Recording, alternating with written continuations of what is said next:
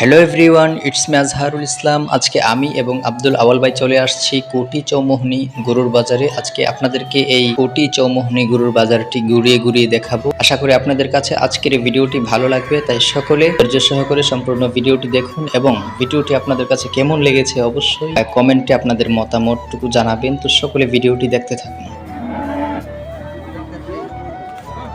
এটার মতো